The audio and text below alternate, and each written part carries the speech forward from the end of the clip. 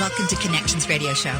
I'm Lori Fitz, your host, and our show is all about a wide range of topics that challenge us to see ourselves, our community, and the world around us in ways that get us thinking, get us talking, get us imagining, and perhaps more aware of what's going on around us, gaining a wider perspective that leads us to do something.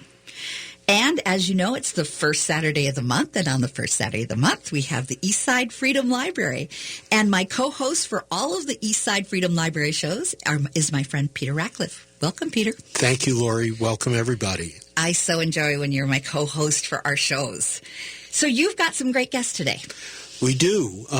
We're really focusing on labor issues and thinking about labor here in the month of March, and looking at labor in many different ways. So we're looking through the lens of art, and we have our friend Wendy Knox, the artistic director of Frank Theater, who's going to talk with us about their opening of the play Cradle Will Rock. And we have Robin Gully, who's the executive director of the new project, New Brookwood Labor College, and we're going to hear about the new approach to labor education and educating activists into the working class that Robin is going to talk with us about. Well, welcome to you both. Great to be here. Glad to have you, Wendy. So nice to have you too, Robin. But before we go into that conversation, I always like to get our audience knowing a little bit more about the East Side and how this is the former Arlington Hills Library, a very cool library on the East Side, a Carnegie library. It has that charm and just cool factor when you go there. And tell me just a little bit more for our audience, especially about your mission. So our mission is to inspire solidarity and to advocate for justice and work towards equity for all. And we're doing that through compiling resources like 20,000 books and the Hmong archives and visual art. And we're doing it through programming. And the programming ranges from live theater and music to poetry readings to panel discussions, candidate forums, all kinds of on-the-spot activities. So bringing all of that together in what is St. Paul's most diverse neighborhood, the Greater East Side. It's a place where we think that new knowledge gets produced by the interactions of people who come within our doors. I also love that the heart of all of it is story. Yes. That we want to encourage people to tell their stories and encourage people to listen to each other's stories and explore the ways that our stories intersect. And I believe when we really start to understand stories, because stories don't always threaten us, they intrigue us, that when we can begin to understand our story better and someone else's story, it creates another story that is greater than the sum of its parts. Absolutely, yeah. Absolutely, yeah. And this month in particular, you're looking at labor. Why are you seeing this as something that's important right now? Because I have a feeling there's a few very good reasons that you'd love to share. Sure. I mean, it's first of all, it's our deep historic mission to encourage working people to understand themselves and their experiences within the framework of a class society and where they fit, but also to see how they can find ways to empower themselves by organizing unions, by using those unions to address issues of injustice and unfairness. So, I mean, maybe one of the keys is that a report has just come out that says that in the year 2018, more workers actually went on strike than any year since 1986. Well, that's good news. Yes, it certainly suggests people are waking up, and I think led by teachers, led by public employee unions. And we've seen some great marches by those we teachers. Certainly have, yeah. And also many of those teachers have been inspired by the work done by the St. Paul Federation of Teachers and their concept of bargaining for the common good. And under the auspices of the American Federation of Teachers, they conducted workshops, some of them at the Eastside Freedom Library, for teachers in unions and local unions around the country, how to engage parents and communities, how to understand the ways that kids need more librarians and social workers and other kinds of resources, and to understand the value of smaller class size. And so these are all issues that the St. Paul teachers have been leaders in and have really helped to inspire teachers' unions around the country to take the lead and then inspire the rest of us that we don't have to take the hand that we've been dealt, that it's possible to play those cards differently and create a better opportunity for ourselves and the people who depend on our work. One of the things that strikes me from what you say is that it feels to me that there's a heart and there's also a pride. Mm-hmm. And that I think it's important in the labor to have that sense of pride. We talked a little earlier as we were getting ready for the show about the different aspects. And I worry sometimes that the labor movement doesn't always have the same pride that it had at one time. Well, how to build that. Right. And I think that studying that history, and there are many ways to study that history. They can study the history through a class that I'm going to teach through the New Brookwood Labor College. They can study the history by attending Frank Theater's production of Cradle Will Rock and seeing how workers told their own stories in 1937. So history is really available to us in many ways if we just look for it. And with that, shall we start talking a little bit about the Brooklyn? Tell me again the name of it's not Brooklyn. Brookwood. Brookwood. Brooklyn's something else. Yeah. Brookwood College.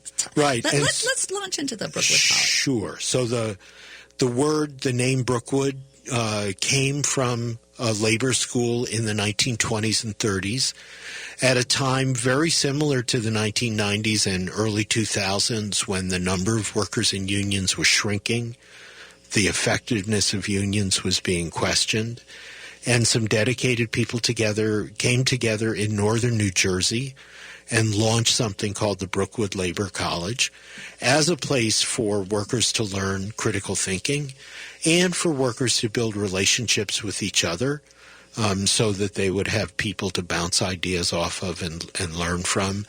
And studying that history has inspired some people here in the local community to imagine the development of what we're calling the New Brookwood Labor College. And Robin Gully, who's with us this morning, has been a leader in that project and has newly become executive director of the New Brookwood Labor College. And that and $2.50 might get you a cup of coffee, but it's an impressive title. And Robin leadership is right, part of what you're teaching. Absolutely. So, Robin? Yeah, so last summer we convened a group of what's ended up being maybe a dozen or so leaders from unions across the Twin Cities who have been working together to imagine what labor education, what a labor college might look like today. So when Brookwood was in existence, it was in operation from 1921 to 1937, and it educated about 600 leaders who went on to lead some of the biggest organizing drives and strikes of the 20th century and really changed the face of labor. Today, we're facing a lot of similar challenges, and furthermore, wealth has become even more concentrated in the hands of very few people, and we find ourselves often in the working class fighting against each other for small bits of the wealth that exists in the country. I mean, 3 billionaires in the U.S. own more than 50% of the wealth, which is a really incredible statistic. So and one has to pause and wonder, are we in a democracy or an autocracy right. at that point? Yeah. Not only that, but labor is changing really quickly. So where people used to be able to get a full-time job and support a family, now many people are working multiple jobs. They're working contracting gig positions, and they're not protected. And they might not get the benefits. They often don't get the benefits. And especially if you're not doing a full-time job, and there's been lots of incentives not to, if someone is not a full-time employee, so you have opportunities for 30-hour a week that are just under the minimum for not getting benefits. Well, and often contract positions don't have any hours associated with them. So, for example, as adjuncts, it's frequently the case that there's no hours assigned to the position, so no one's paying attention to how many hours you work, and you still don't have access to benefits. Well, what I think is interesting about our show today is that we're talking about the vision for the future, but we're also taking a trip back memory lane. And we've got Wendy, and I know we only have a minute or so just to give us a hint, and then we'll go into the next segment sharing more about your show. But yours is from like 1937. The piece was written in 1937. It was part of the WPA Federal Theater Project. So it was first produced in 1937, and that production became sort of controversial and remarkable in its happening. It's a musical, so is it kind of like the Labor Follies? No, it's a musical. I mean, it is a sung through piece, meaning the music continues throughout, but very eclectic styles. The music is written by Mark Blitzstein, who was influenced greatly by Bertolt Brecht and Kurt Weill, and it's very funny and very pointed, and it's a great piece to be working on. You mentioned it's almost like an opera to some. Yes, it's sometimes referred to as a labor opera because it's about Steeltown, USA, which is being taken over by this sort of industrial magnate, Mr. Mister, who's taking over, buying out every segment of the town, and then the steel workers come together, and there's a rousing finale. I am looking forward to hearing more about that. For more information on this, you can also go to franktheater.org. Also, for the Eastside Freedom Library, I always want to make sure that I give a plug to the Eastside Freedom Library website. www.eastsidefreedomlibrary.org. And you're going to stay tuned with us because you're not going to want to miss hearing about this fabulous show at Frank's Theater. As you know, we shamelessly plug the folks that come on the show, and this will be a wonderful show. And we're also going to learn more about Brookwood College. So stay tuned. Stay with us. Our veterans need you. There are more than 8 million enrollees in healthcare at the Department of Veterans Affairs. Veterans from previous generations. And veterans from today's wars. Challenging medical conditions. And more women returning than ever before. Are redefining how care is provided. Serve those who served our nation. Bring your medical and healthcare skills to VA. America's heroes need you. Visit vacareers.va.gov. Hi, this is Ken Hageland, host of the Minnesota Hospice and Healthcare Show, your source for elder care and caregiver solutions, inviting you to listen to our live call-in show airing on Saturdays from noon to 1.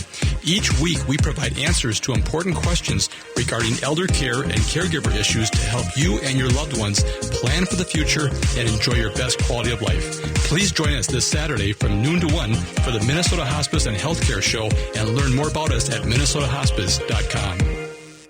Crooner's Lounge and Supper Club is delighted to offer its spacious facilities for your private function. From weddings, retirement parties, business dinners, or any special occasion, Crooner's combines a dedicated full-service special events team, an award-winning chef, and a beautiful lakeside ambiance to make your event a resounding success. Visit croonersloungemn.com to learn more about their private dining options, or call 763-571-9020 to get a quote for your next event today.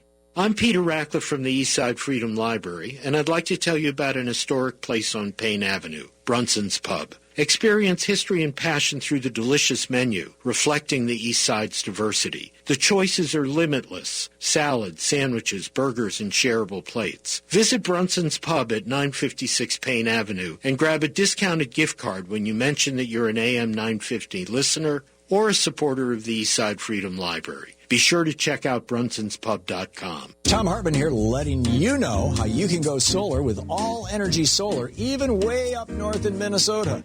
Lots of people ask them, isn't Minnesota too cloudy for solar? No. The truth? For one thing, Minneapolis gets nearly as much sun each year as Houston, Texas. But it isn't just about how much sun you get. It's also about having access to great local incentive programs that make solar affordable. Learn what your options are to save with solar and visit allenergysolar.com today.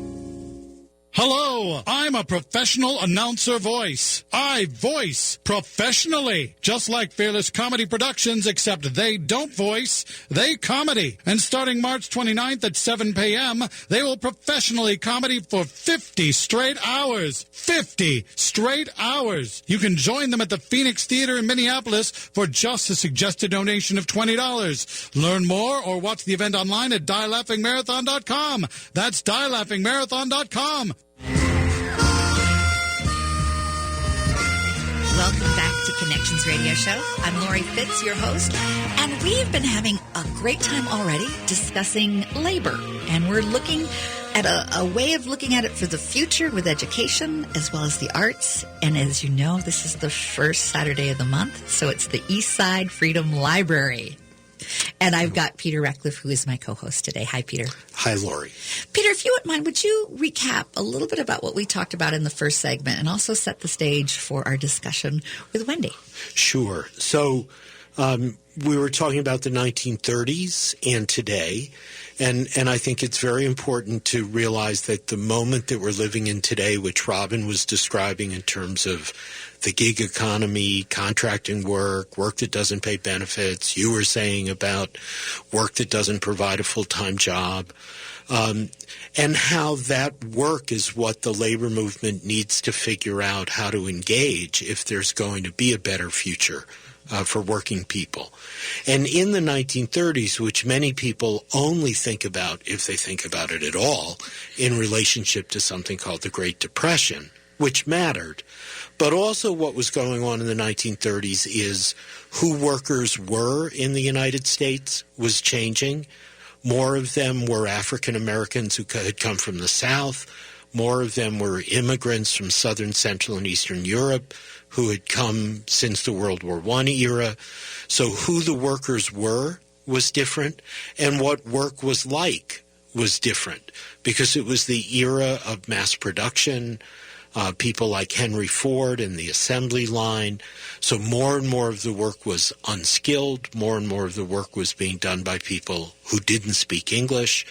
And today we're living in a moment where very similar things are going on. Many new immigrants have become the critical workers in growth industries like healthcare, retail, shipping, and service work. They are the future of the labor movement. And so there's a lot that we can learn by going back and studying what happened in the 1930s. And I can't imagine a better way to study than to enjoy a play, and particularly a rousing musical play. And we have Wendy Knox, who is the artistic director of Frank Theater, who's putting on a show coming up in the middle of March, right? March 15th? Is it? Yes, we open March 15th. And the name of the show? It's The Cradle Will Rock, written by Mark Blitzstein, and will be at the Gremlin Theater, which is at 550 Vandalia in St. Paul. So tell me about how it's meant to you to do the show. You mentioned in the first segment that you've done this once before. Are there things that you're learning now mounting the show the second time? Oh, definitely. And it's also, the first time we did it, we had never done a musical. And so it started off with several people had recommended it, perhaps Peter, but some other people said. So we did a reading of it in my living room with, and I mean, again, I didn't realize that it was music throughout. So thankfully we did have a piano there, and we had someone there who could pick through the music, but we just read through it for the first time, and it was, then we were all excited. We got to do this. And that we staged at the Sears building had been empty for 8 years, sitting there on Lake Street in South Minneapolis. And we somehow got the city to give us the keys. And so we staged the piece there. And it was quite an event, and I think the experience of going into that building for many of the people along Lake Street who had raised their families by working at Sears. I had moved into the neighborhood, and when I first moved in, a lot of the old-timers on the block, they all had stories about working at Sears. And so since it had been empty for so long, a lot of people were really thrilled to come back. And people had stories. I bought my first air conditioner there. I had my first job there. So when I was a kid, my grandpa took me there. Yeah. I have memories of getting the popcorn and walking around the Sears while Grandpa was in the various departments to pick up the stuff he needed. Right, and it was great because when they gave us the keys and we wandered through, someone had said it was the second largest piece of real estate in the state of Minnesota at the time. I don't know if that's true, but just wandering through, there had been a flood there, so it was just kind of, just seeing the remnants of the history of the building was fascinating. But we didn't know what we were doing, but it was great, and there were several strikes going on in the area at the time. The Metro Transit workers were on strike, and was it SEIU? No, the AFSCME clerical workers at the university. Yeah. So we offered ticket deals for strikers to come in, and it was a great experience. So, and now 15 years later, we're celebrating our 30th anniversary, and so we did our first show last fall over at the Minnesota Transportation Museum in St. Paul.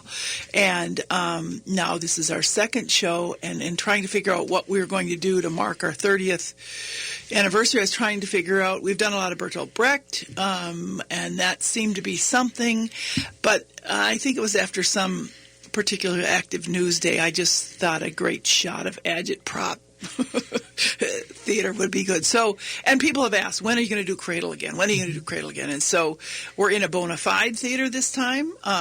So it's a little bit different, but it's great realizing how much a piece from that time still just resonates so strongly with what's going on today, What themes do you think will resonate with the audience that resonate with you right now that are powerful about the piece? Well, it touches on people in all the different sectors of the community. I mean, there's the church, there's the academy, the university, there's a woman who doesn't have a job. She's a streetwalker. There's what else is there? I'm trying to think. But each one of these, that the money man in the show, Mr. Mister, who has bought out, he uses his money to buy out each of these areas. And you see that today in the headlines. You can look at what's happening in the environment, what's happening in the mines up in northern Minnesota. You can see the buyout of arts venues locally. You can see just the way that universities, the rise of for-profit university. I mean, just you see how money changes everything. And so this piece it's a very interesting, and it's very broadly drawn, but also very pointed. It's very stylized and almost cartoonish, but it really shows how, and again, so much reflects what's going on today, And to get tickets? You can go online to www.franktheater.org and purchase them there. Terrific. And you were saying something about talkbacks. Right. So there are many ways to process what people might experience at the show. We're going to have a conversation on Monday, March 4th at the library with Wendy and some of the actors. And then every Sunday during the run of the show, they will have a talk back after the show. And you don't have to have had tickets to attend the show that day to show up for the talkback. You want to say a little more about that, Wendy, please? Because we're interested not just in our talkbacks. We're not interested in just how do you learn all those lines? Or, we're not interested in hearing necessarily, I really like that scene. Technique. Yeah. We're interested in what the work that you saw on the stage, what does that spark in your head, and what ideas do you start thinking about? So for our discussions, we invite various members of the panel of the community come in and have some aspect on they have a perspective on some aspect of the play, and we ask them to respond to the piece. So the discussion varies depending on who's on the panel and who's in the audience and what questions they have. That sounds wonderful. Yeah. Well, I'm looking forward to seeing the show. It sounds terrific. And I'm excited that it's all part of a broader conversation about labor. Absolutely. And what that can mean. And our next segment will be focusing on the future of the labor movement and ways that the Eastside Freedom Library is supporting that education. Great. And so stay tuned. Stay with us. It's going to be a great show. Brighten your winter with an optimistic tribute to the invincible human spirit. Girl Friday Productions presents Thornton Wilder's Pulitzer Prize-winning classic, The Skin of Our Teeth. The Skin of Our Teeth plays February 7th through March 3rd. Fresh, unexpected, and very funny, this tale is surprisingly relevant for today. Follow the trials of an eternal American family residing in prehistoric and contemporary New Jersey. They survive the Ice Age, the Great Flood, World War, and family strife, all with their hope intact. Joel Sass directs this large cast production on stage at Park Square Theater. The Skin of Our Teeth previews begin February 7th with opening night February 9th. Don't miss The Skin of Our Teeth, a comedy of epic proportions. Oh, did we mention the dinosaur? Visit parksquaretheater.org for tickets. Connections Radio Show is all about tapping into our hardwired hunger to connect. We examine meaningful connections to ourselves, our community, and the world around us. By opening the door to innovative insights by a wide variety of interesting guests, we'll make the connections to something bigger than ourselves. Join me, Lori Fitz, your host of Connections Radio Show, and together we'll make the connections. Saturday mornings at 9 a.m. on AM 950, the progressive voice of Minnesota. I'm Connie Bjork, co-host of Awakened Living Infusion Radio Show. Join Michelle Kitzmiller and I as we focus on all aspects of health, wellness, spirituality, and growth from a mind, body, spirit, emotion perspective. On the Awakened Living Radio Show, we will discuss stress, self-care, fear, happiness, beliefs, communication, joy, pain, trauma, and more. Join us for the Awakened Living Infusion Radio Show Saturdays at 10 a.m. Let us share with you ways to infuse vitality into life. As a teacher, having a foster grandparent in my room, it enables me to have an extra set of hands. Foster grandparents are role models, tutors, and friends to children with exceptional needs. It's been fantastic having Grandma Freddie in our room. It is the best feeling in the world. I'm a best student because of her. To learn more about how to become a foster grandparent and help children in need, call 1-800-942-2677 or visit SeniorCorps at nationalservice.gov. Connections Radio Show is all about tapping into our hardwired hunger to connect. We examine meaningful connections to ourselves, our community, and the world around us. By opening the door to innovative insights by a wide variety of interesting guests, we'll make the connections to something bigger than ourselves. Join me, Lori Fitz, your host of Connections Radio Show, and together we'll make the connections. Saturday mornings at 9 a.m. on AM 950, the progressive voice of Minnesota. With your AM 950 weather, I'm Hunter Haas. Saturday, chance of snow, partly sunny with a high near 18. Sunday, mostly sunny and cold with a high near 3. And Monday, partly sunny with a high near 6. This week's EatLocalMinnesota.com restaurant of the week is The Great Wall. Just north of 50th and France in Edina, The Great Wall restaurant has been providing a delicious taste of authentic Chinese cuisine since 1981. Find out more at EatLocalMinnesota.com.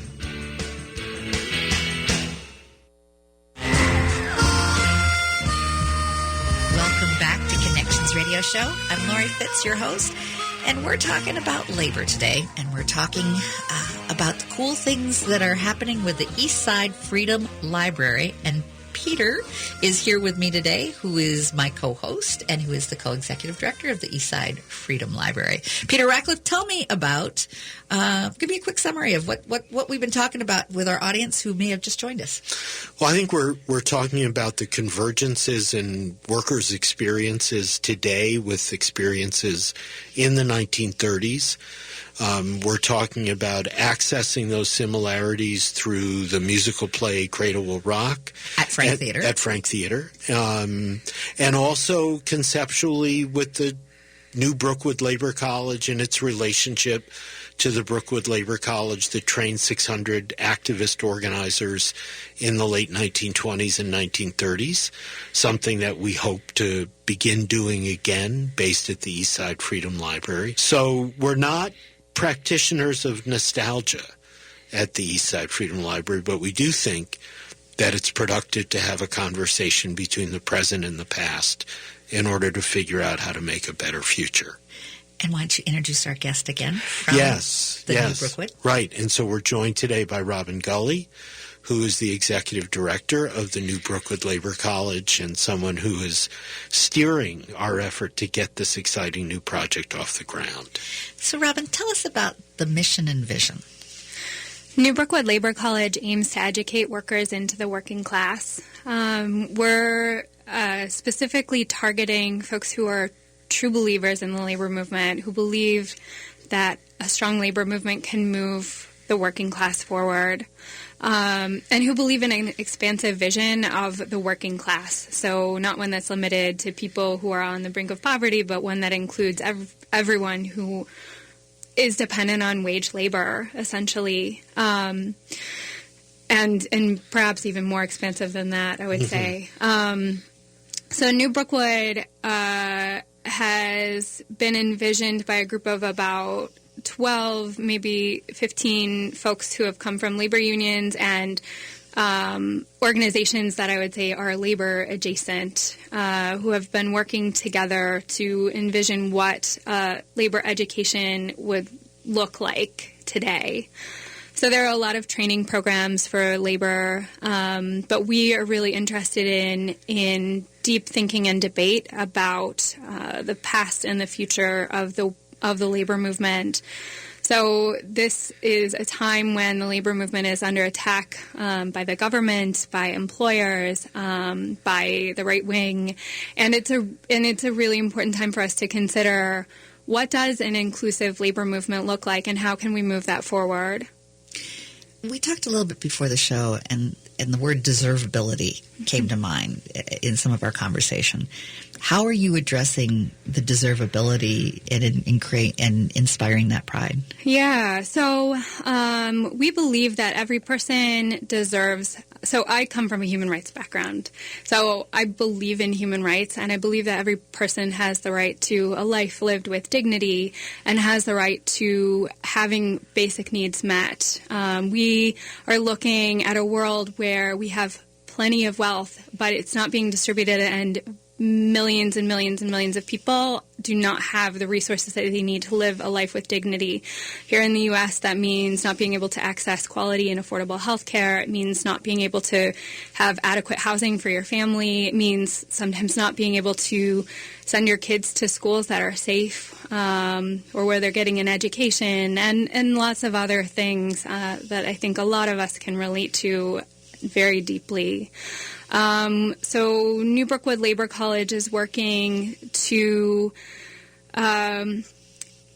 address to really consider the root causes of that and think about how we can move forward and what an inclusive labor movement looks like. The labor movement has also changed. It looks very different today than it did in 1937. But I should say that Brookwood was coeducational. It was integrated. It was progressive. It was very progressive for its time, and even for today. Yeah. They had a very forward vision. But today, I mean, the labor movement is not, it looks different, right? I mean, but people of color, women are still lagging so far behind white males in terms of wages and benefits and their ability to support their families. So considering intersecting identities is an incredibly important part of the work that we want to do, and figuring out what that means, when we look to move the labor movement forward. Do you want to share about the classes that you're looking to develop? Yeah, so our first two classes start on April 12th. It's Friday. They're going to be every Friday for 10 weeks at the Eastside Freedom Library. Our first two classes are called Working Class History and People's Leadership. The first class, Working Class History, is going to be taught by Peter Ratcliffe of the Eastside Freedom Library, and one other person who we think we have him. We think we know who it is, but I don't want to say this yet. Yeah. And then the second class, People's Leadership, is going to be taught by me and by Carlton Scott from Minnesota Nurses Association. All of our classes are developed with one academic and one labor person. And I should say an academic who is also situated in the labor movement and who understands the labor movement, and then one person who comes from a labor organizing background.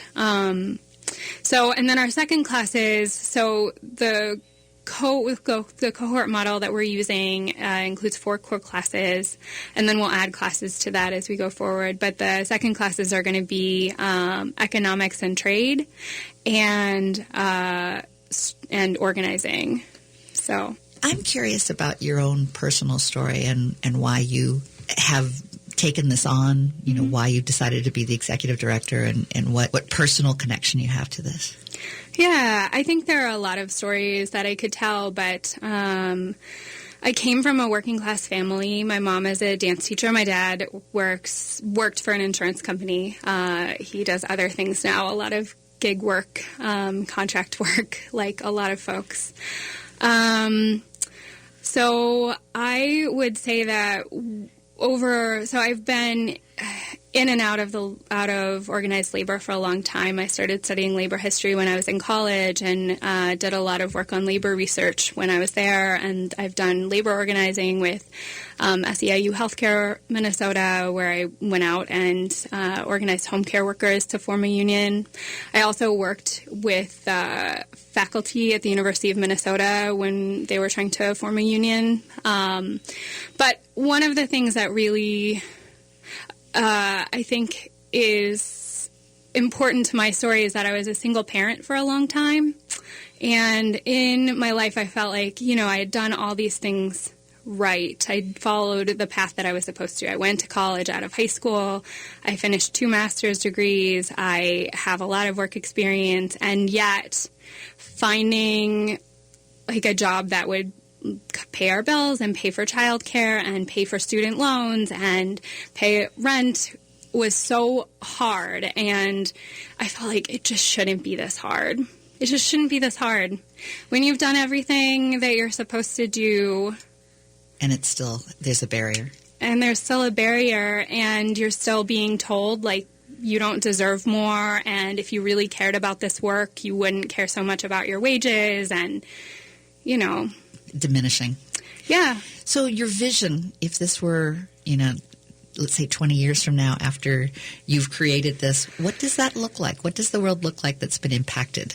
Yeah, that's a great question. So we hope to educate 30 to 50 people a year at New Brookwood Labor College, and we are really interested in continuing to explore what it means for us to advance the working class. So in the short term, that means thinking about things like, do we just have classes in person, or do we also have them online? Do we try to share our curriculum with other places? Do we, send our educators to other places when they're looking to teach this curriculum?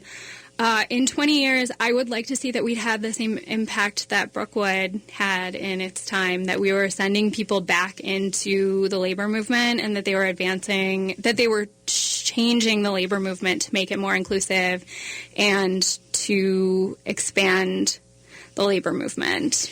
What does it look like to you, Peter? How does society change by having more respect for the labor and having a strong labor movement? Well, it's such a profound transformation to think about that, at a very personal core, that people would have pride and not shame about what they're doing, and whether that's taking care of people at the end of their lives, or building homes for people who need homes, or teaching kids who need to be taught, that all of that is a source not only of making a decent living, but also of pride. And I think, things that we wrestle with, like the opioid epidemic, or crime, or basic suicide, all of these things, that these are all, these problems are related to the way people are being damaged every day by not being given credit for the value that they provide for their communities. And so it really is a very deep transformation of what's valued in our society. And what I would hope also is that because so many people have to have so many part-time jobs just to make it, that there is no rest. I mean, it's always work. Right. Can there be a time again where we have a leisure that is to recharge your batteries and be able to celebrate. I mean, I think families are being pulled apart because there's not time for family if you need to worry about having a house and food on the table, or a home of whatever. What would it mean to be able to have that opportunity? I think would be powerful. Yes, absolutely. And what will it take, do you think? Well, I think it will take a lot of organizing. I think that I like to talk about the ways that means and ends are connected, and I think that the process of struggling to create a society that's more just is itself a process that will make people feel better about each other and themselves. And so it becomes a way of healing by getting involved. And I think it'd be really exciting. It is exciting to be doing what we're doing on a small scale.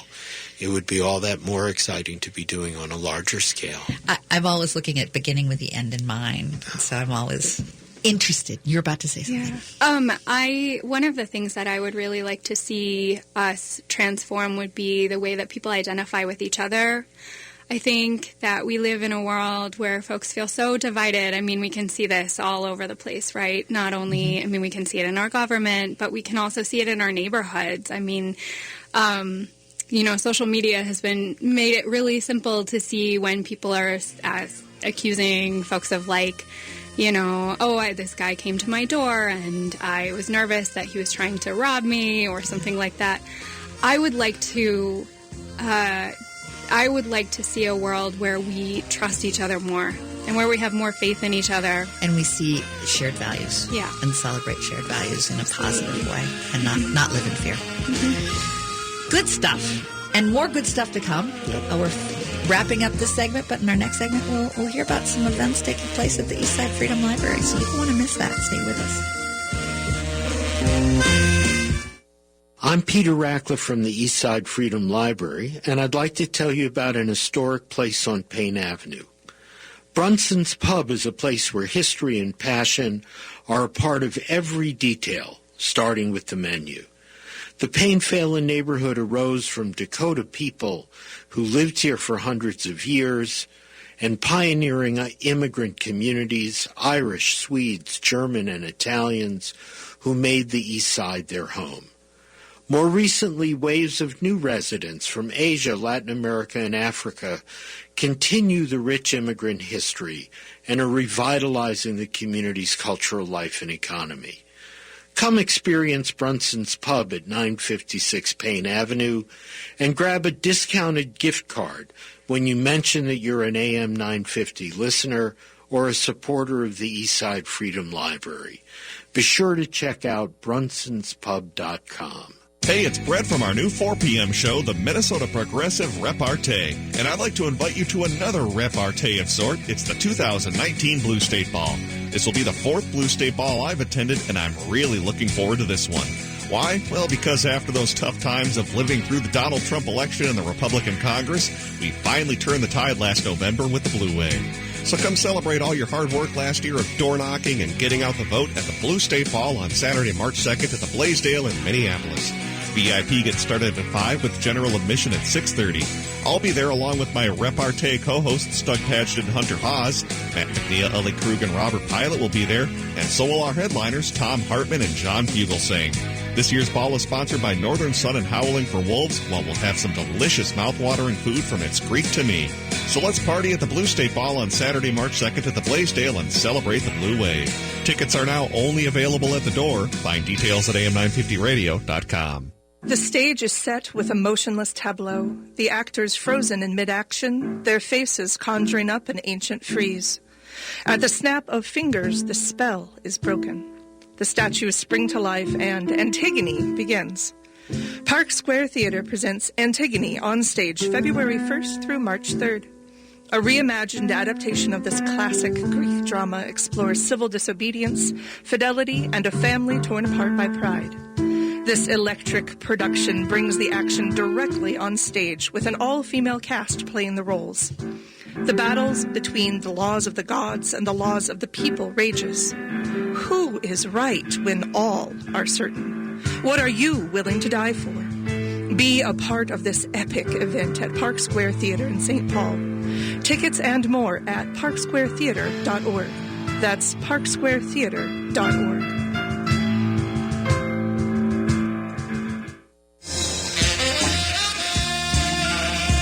I'm Lori Fitz, your host, and we've been talking about labor through the arts and through education.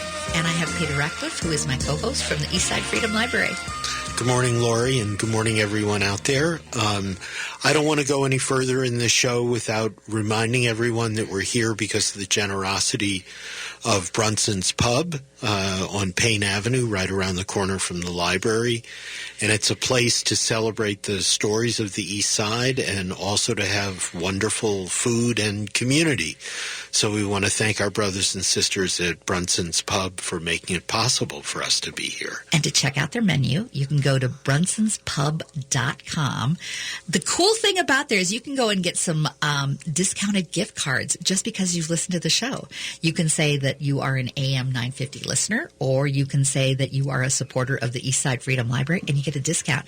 And you got to check out the menu. The menu is absolutely amazing. And it's really a place where history and passion are part of every detail. So check it out. Enjoy. Come down. When you go to the Eastside Freedom Library, make sure you stop at the Brunson's Pub. Right. So I want to do a quick shout out to our friend Wendy Knox, who was here earlier, and her show that's coming up, Cradle Will Rock. If you're interested in seeing that show, I encourage you to go to franktheater.org. It's a 1937 labor opera. Yeah. And then we've been talking to our friend Robin Gully of the new Brookwood Labor College, who's the executive director. I know you wanted to share about an upcoming fundraiser launch. So we have a launch party and fundraiser on March 20th at the St. Paul Labor Center on West 7th and Smith in St. Paul. We would love for folks to turn out and talk to students in our first cohort and talk to the working group who have been envisioning the Labor College and just learn more about what we're doing and what we hope to accomplish. So it's March 20th from 5 to 8 p.m. You can RSVP by emailing newbrookwood, that's NEWBROOKWOOD @gmail.com. And how do people sign up if they want to be part of your college? Yeah, so we have an application open on our website right now. It's at newbrookwood.org/apply. We would love to have folks apply to join us for the first cohort. And you've got some programs coming up this month. Tell us about what's happening in March. Right. There's lots of things going on, but some that I want to highlight, particularly on this theme of labor. We're going to have a conversation about the labor movement and healthcare reform on Monday evening, the 25th of March. And we will have a panel that will feature Jamie Gully, the president of SEIU Healthcare Minnesota, Rose Roach, the executive director of the Minnesota Nurses Association, and State Senator John Marty, who has been a real leader in the effort to bring health care to all.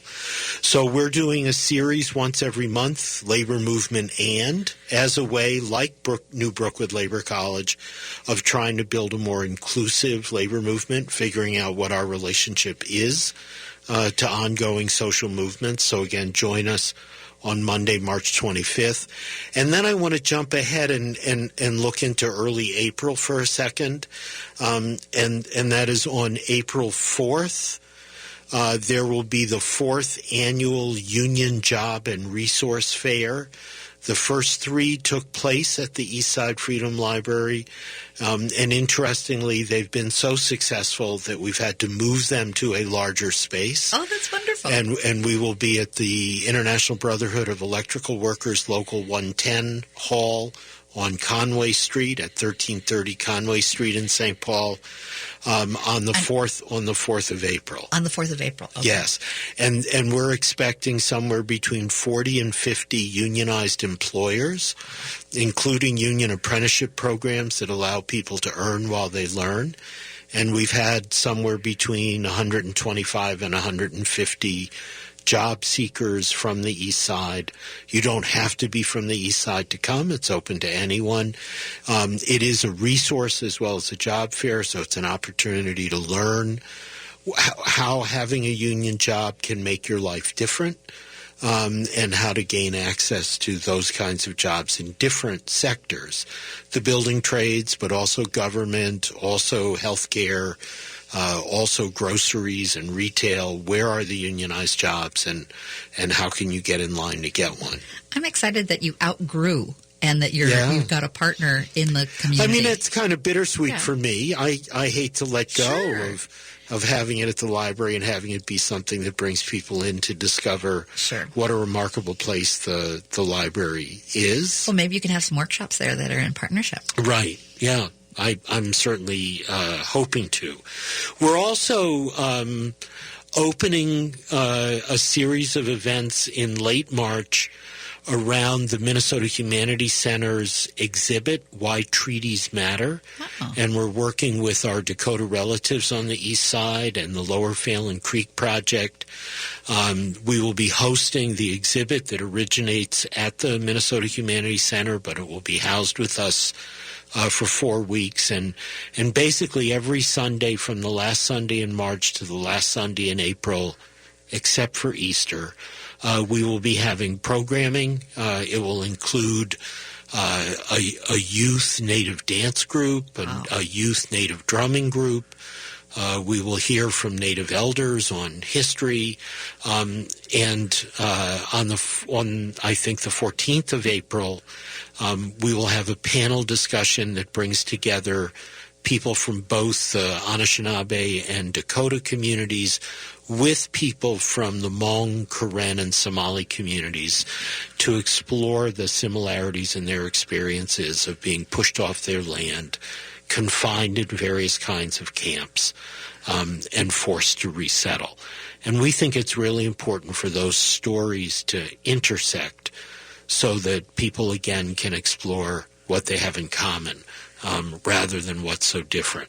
So we have a wide variety of things with labor and work always at the center, but a wide variety of things coming up at the Eastside Freedom Library.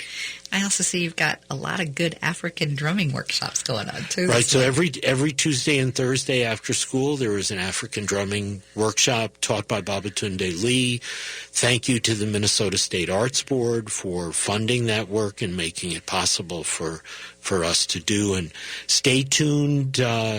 Come June, we will be having a public concert at which the young people who have been doing these workshops will show us what they've learned.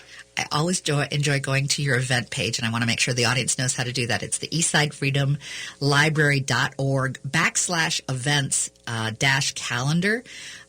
There are just like cool things that just strike me. The Southeast Asian line dancing.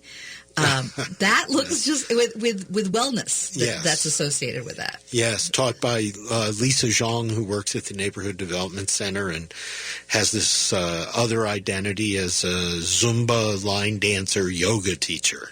It's just you don't know exactly what's going to be showing up, but it's always fun. I mean, you create that sense of enthusiasm for all of the events that take place. Come join us at the Eastside Freedom Library. Thank you, Peter, for bringing great guests. Thank you, Robin, and thank you to our friend Wendy. It was a great show, and I appreciated learning all the good things about the labor movement then, now, and in the future. Thank you, Laura. Thank you so much.